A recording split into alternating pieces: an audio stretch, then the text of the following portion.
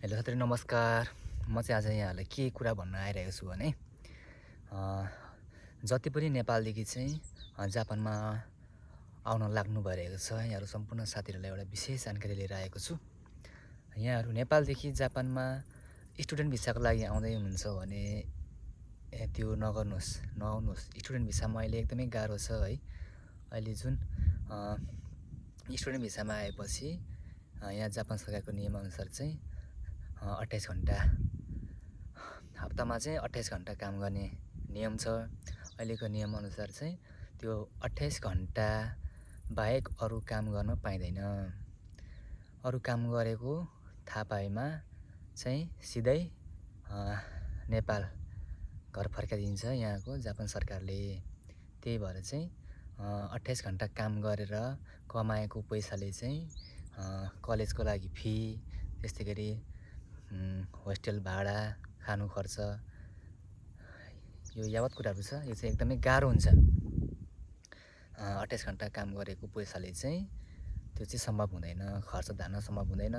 त्यो भएपछि अब नेपालदेखि आउँदा लागेको लागतको ऋण कहिले तिर्ने, त्यसपछि यहाँ अब कलेज फी कसरी तिर्ने, त्यसपछि खानुको लागि के गर्ने, त्यस्तै गरी रुम भाडा, होस्टेल भाडाको लागि के गर्ने, के दिने, त्यो चाहिँ एकदमै सम्भव छैन।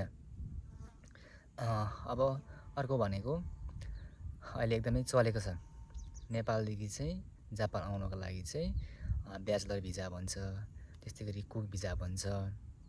त्यो पनि एकदमै गाह्रो छ त्यसमा पनि। अब नेपालदेखि चाहिँ अहिले कुक भिजा, ब्याचलर भिजामा आउनुको लागि चाहिँ कम्तीमा पनि 12 देखि 16 लाख, 18 लाख, 20 लाखसम्म चाहिँ लागत तिरेर चाहिँ जापान आएको देखिएको छ, भेटिएको छ है। यस्तो धेरैजना हुनुहुन्छ नेपाली दाजुभाइ दिदीबहिनीहरू, उहाँहरूलाई पनि एकदमै गाह्रो छ। यता जापानदेखि चाहिँ एकदमै फेक डकुमेन्ट बनाएर एउटा कुनै कम्पनीको चाहिँ डकुमेन्ट बनाएर सिओई झारेको हुन्छ। त्यसपछि नेपालदेखि यता जापान आएपछि त्यो कम्पनीमा काम गर्न सकिँदैन, गाह्रो छ। अब ब्याचलर भिजाको केसमा चाहिँ एउटा कम्पनीदेखि सिओई झारेको हुन्छ। अब पछि नेपालदेखि जापान आएपछि त्यस कम्पनीमा काम गर्नु पाइँदैन, त्यस कम्पनीमा चाहिँ काम गर्नु सकिँदैन। हाम्रो क्षमता, भाषा, हाम्रो एजुकेसन त्यसले भ्याउँदैन। यहाँनिर विभिन्न छ। अब कम्पनीमा चाहिँ एउटा इन्जिनियर, त्यस्तै गरी विभिन्न अफिसियल लेभलको कामहरू लाएर चाहिँ सिओई झारेको हुन्छ। किन भन्दाखेरि ब्याचलर भिजा भनेको म्यानेजर भिजा हो, माथिल्लो पोस्टको भिजा हो। त्यस पोस्टमा चाहिँ हामी नेपालीहरूले काम गर्न सकिँदैन। त्यसपछि यहाँको दलहरूले चाहिँ त्यसरी सिओई झारेर चाहिँ पैसा खाएर चाहिँ जापान ल्याएको हुन्छ। जापान आएपछि चाहिँ अर्कै कम्पनीमा अथवा होटलमा चाहिँ काम लगाइदिने हो। जस्तै कामहरू चाहिँ बेड मेकिङ भयो होटलतिर, अनि त्यसपछि क्लिनर त्यस्तैतिर हो काम पर्ने भनेको। अब त्यो काम गरेर पनि अब हुन त हुन्छ, अब 10 मानसम्म दिन्छ, 15 मान, 20 मानसम्म काम गरेको पैसा त दिन्छ होटल कम्पनीहरूले। तर त्यो पैसा चाहिँ डाइरेक्ट हाम्रो सिआइएनको खातामा आउँदैन। त्यो पैसा चाहिँ नेपालदेखि यता जापान जसले ल्याएको, जसको माध्यममा आएको, अथवा यहाँ जापानदेखि चाहिँ जसले काम हालिदिएको अब नेपाली दलहरू हुन्छ, उनीहरूको खातामा जाने हो, महिनैपछि पैसा जाने हो। त्यसपछि पैसा गएपछि अब हामी सिआइएन कर्मचारीहरूले चाहिँ आफ्नो चाहिँ अब काम गरेको तलब सेलरी माग्दाखेरि चाहिँ टाइममा नदिए पनि ठिकै छ, एक न एक दिन दिँदा हुन्छ। तर त्यो चाहिँ दिँदैन। उनीहरू अब फोन नउठाउने, म्यासेज नहेर्ने, कन्ट्याक्ट दिन हुने खालको हुन्छ।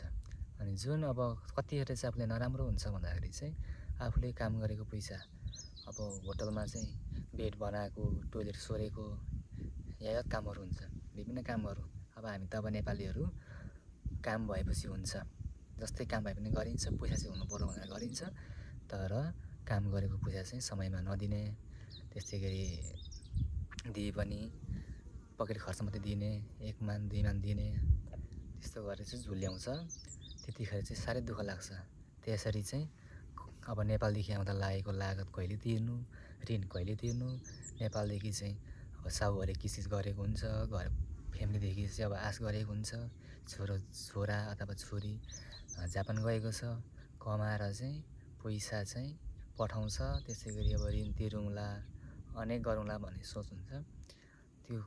त्यो कुरा चाहिँ पुर्याउन नसक्दाखेरि चाहिँ एकदमै दुःख लाग्छ, मानिसहरू एकदमै डिप्रेस हुन्छ है। कतिपय मानिसहरू त त्यो कुराहरू सहन नसकेर चाहिँ अब आत्महत्या समेत गर्छन् है। त्यस्तो छ, एकदमै गाह्रो छ।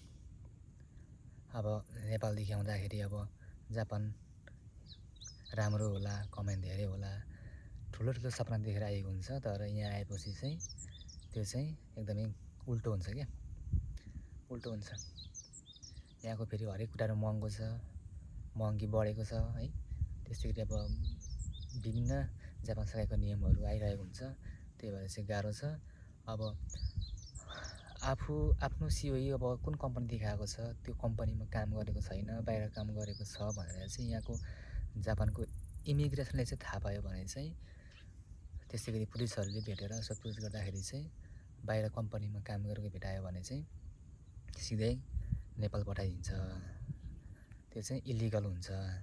जुन कम्पनीमा आएको छ त्यो कम्पनीमा काम गर्यो भने चाहिँ त्यो चाहिँ एकदमै आधिकारिक मानिन्छ। यदि त्यो कम्पनीभन्दा बाहिर अब काम गरेको छ भने चाहिँ त्यो चाहिँ इलिगल मान्छ। त्यही भएर चाहिँ घर पठाइन्छ।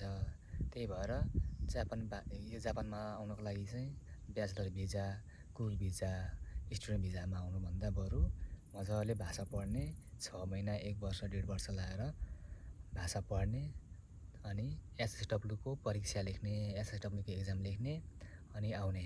एसएसडब्ल्यूमा चाहिँ एकदमै राम्रो छ। जुन कम्पनीदेखि एप्लाई गरेको छ त्यही कम्पनीमा आउने हो। भाषा पनि राम्रो हुन्छ, इन्टरभ्यू दिएर पास गरेर सबै प्रक्रिया पुरा गरेर आउने हो। त्यसमा चाहिँ राम्रो हुन्छ।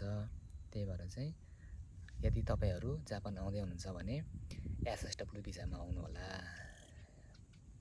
त्यस्तै गरी एसएसडब्ल्यूमा चाहिँ राम्रो छ, त्योभन्दा बाहेकको अरू भिजामा चाहिँ नआउनुहोला। हामीले नेपाल बसेर सोचेको जस्तै छ जापान छनु चाहिँ, तर कुन भिजामा आयो, कुन माध्यममा आयो भन्ने कुरामा भर पर्छ। त्यही भएर यहाँहरूलाई मैले यो जानकारी लागि चाहिँ यो भिडियो बनाएको। यो भिडियो पुरा हेर्नु होला, त्यसपछि यहाँहरूको लागेको मनमा लागेको प्रतिक्रियाहरू चाहिँ कमेन्टमा लेख्नु होला र म बाँकी भिडियोहरू चाहिँ हाल्दै गर्नेछु।